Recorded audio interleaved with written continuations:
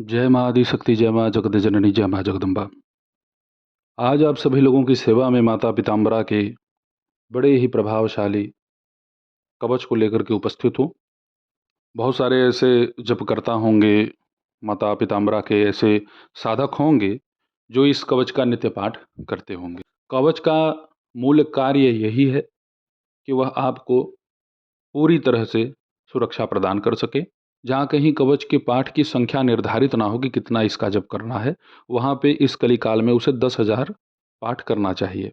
माता पीताम्बरा के इस कवच का नाम विश्व विजय कवच है। हमारे तंत्र ग्रंथों में इस कवच का बड़ा ही महिमा मंडन है और वास्तविकता भी है। जैसा आप इच्छा करेंगे, उस इच्छा की पूर्ति इस कवच के माध्यम से हो जाती है। किसी के अहित की नहीं, किसी के विनाश की नहीं, केवल अपनी रक्षा, लौकिक पारलौकिक इच्छाओं को ये कवच पूर्ण कर देता है।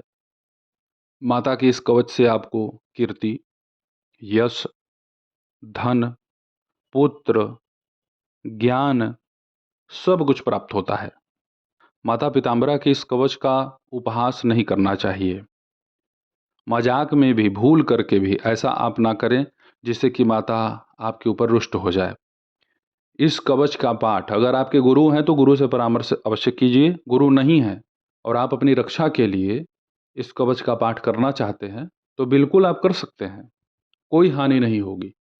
अपात्र, अयोग्य व्यक्तियों की रक्षा के लिए कवच बना ही नहीं है। मैंने पहले ही कहा है कि जो भी अपनी रक्षा करना चाहे वो माँ की शरणागति ले ले और इनके किसी भी मंत्र का जप कर सकता है, केवल रक्षा की भावना करके, सिद्धि की नहीं। उसके लिए तो भाई अनिवार्य है, गुरु निश्चित आपको चाहिए। और एक खास बात मैं यहाँ कुछ लोगों को बतला दूँ, मैं तंत्र उपासक ही हूँ। मैं अगर यूट्यूब पे कुछ कह रहा हूँ कि आप इसे कर सकते हैं, मैंने बता दिया कैसे करना है, रक्षा विधान मैंने आपके सन्मुख प्रस्तुत कर दिया। अब उसमें कुछ लोग तर्क कुतर्क ना करें कि क्या इसमें दीक्षा प्राप्त कर लेनी चाहिए, इसे तो दीक्षित साधक ही करते हैं। भाई देखिए, हमने पहले कह दिया ना, फिर आप वही कमेंट करेंगे, फिर से आप वही चीज़ पूछेंगे, तो ये कहाँ बुद्धिमानी हुई। मैंने दीक्षा पर एक वीडियो भी अपलोड कर दिया है, उसको देखेंगे नहीं और आप सीधे हर मंत्र में ही अगर यही कमेंट करेंगे, मेरे द्वारा प्रस्तुत किए हुए प्रत्येक माता पिताम्बरा के मंत्र, कवच, स्तोत्र में अगर आप यही कमेंट करेंगे, कुछ लोग हैं ऐसे कि बिना दीक्षित हुए जो है इस कवच, इस मंत्र का पाठ नहीं करना चाहिए। ये तो सब जानते हैं कि नहीं करना चाहिए, लेकिन जो पीड़ित है, परेशान है, जिसे तत्काल रक्षा की आवश्यकता है, वो गुरु बनाने के लिए कहाँ दौड़ेगा। आप तो कमेंट करके बतला रहे हैं कि इसके लिए योग्य गुरु की आवश्यकता होती है। मिले अभी तक आपको योग्य गुरु? ये कलयुग है, सतयुग द्वापर त्रेता नहीं है। 10,000 रुपये पैर के पास रख दे रहे हैं तो उनकी सुनवाई पहले हो रही है। ये कौन सा गुरु है वो? बड़ी विचित्र स्थितियां हो चुकी हैं इस समय। न शिष्य शिष्य जैसा व्यवहार कर रहा है, न गुरु गुरु जैसा व्यवहार कर रहा है। और जो गुरु, जो शिष्य योग्य हैं, वह मौन रहते हैं, गुप्त रहते हैं। क्या किया जाए। और मेरा केवल उद्देश्य ये है कि आप अपनी रक्षा कर सकें। बाकी मैं किसी की यहाँ निंदा, अवहेलना करने के लिए नहीं आया हूँ। इस कवच में कुछ ऐसे भी प्रयोग हैं जो कौल मार्ग से संबंधित हैं।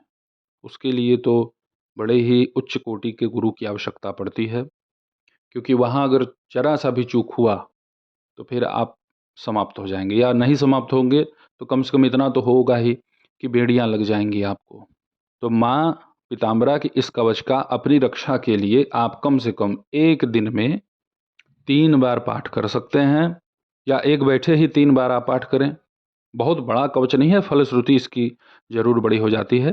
प्रथम बार जब भी आपको पाठ करना होगा तो सब कुछ इसमें पाठ करना होगा, और सस्वर बोल करके, मन में ही केवल उच्चारण न करें।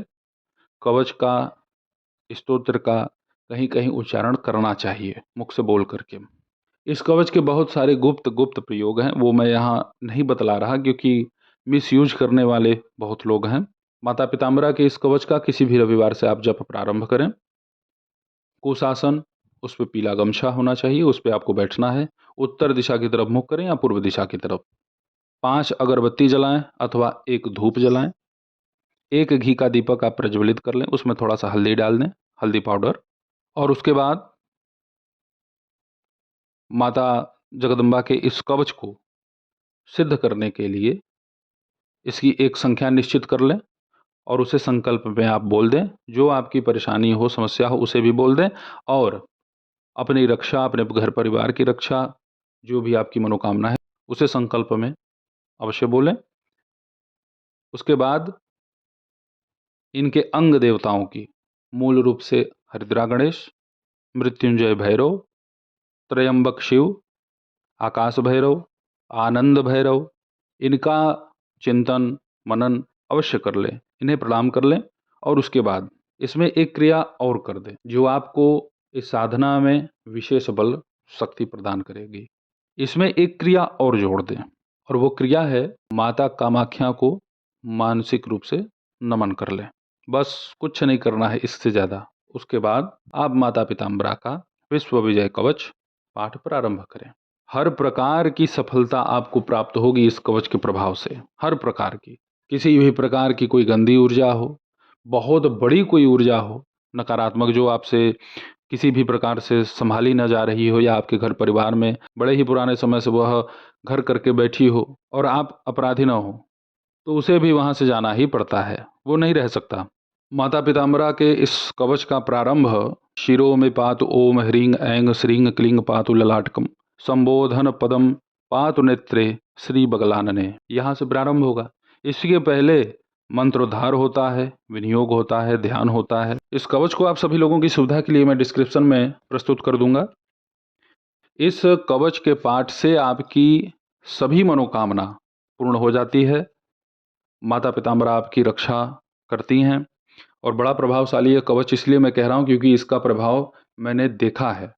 इस कवच का पूरी सच्ची श्रद्धा से, निष्ठा से आप पाठ करें। इस कवच को आप अगर अपने लिए पूर्ण रूप से सिद्ध करना चाहते हैं तो कम से कम इस कवच का आप 1100 की संख्या में पाठ करें। इसका पुरस्चरण ही 1100 पर निर्धारित किया गया है। बड़ी महिमा है इस कवच की।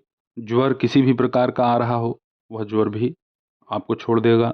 शत्रुओं से किसी भी प्रकार का कोई विवाद चल रहा हो, वह शत्रु या वह विवाद ही समाप्त हो जाएंगे। सदा ही आपका जय होगा। जो इस कवच की महिमा है वो मैं आप लोगों को बतला रहा हूँ। रात्रि के समय भी इस कवच का पाठ किया जाता है। तीनों काल में इस कवच का पाठ किया जाता है। इस कवच के विषय में ये भी कहा गया है कि भगवती पीताम्बरा का ध्यान करके मंत्र जप करते हुए जो 3 रात्रियों में इस कवच का 1000 की संख्या में पाठ कर देता है, काल भी उसके वश में हो जाता है। यदि कोई बांझ स्त्री हो जिसे संतान न हो रहे हो तो उनके ऋतु स्नान उसके उपरांत इस कवच से 7 दिनों तक प्रतिदिन प्रातः काल में जब सूर्य उदय न हुए हो उसके पहले ही 7 बार गाय के मक्खन को अभिमंत्रित करके अगर दे दिया जाए तो उसे भी इस कवच के बल से पुत्र की प्राप्ति होती है। और यह अभिमंत्रण सूर्य नाड़ी के चलते किया जाना चाहिए। सूर्य नाड़ी का यहाँ तात्पर्य यह है कि आपके दाहिने नाक का स्वर चलना चाहिए। चंद्र नाड़ी बाएं नासिका के छिद्र को कहते हैं और सूर्य नाड़ी दाहिनी नासिका के छिद्र को। अपने हथेली को सामने करके इसे आप चेक कर सकते हैं। सांस को छोड़ेंगे तो जिस तरफ से सांस ज़्यादा आता है उस नाड़ी को उस समय एक्टिव माना जाता है कि वह जागृत है। तो दाहिने तरफ की नाड़ी जागृत होनी चाहिए इस क्रिया के दौरान। बहुत सारे ऐसे गोपनीय प्रयोग भी हैं जो माता पीताम्बरा की इस कवच के माध्यम से सिद्ध किए जाते हैं, पूर्ण किए जाते हैं। तो आप सभी माता पीताम्बरा के इस कवच का पाठ करें। बड़ा ही अद्भुत कृपा आपको प्राप्त होगा माता का। ऐसे ही आप सभी लोगों की सेवा में मैं उपस्थित होता रहूँगा दिव्य चमत्कारिक प्रयोगों को लेकर के। तब तक आप सभी अपना ध्यान रखें, सुखी रहें, स्वस्थ रहें। जय माता दी। हर हर महादेव।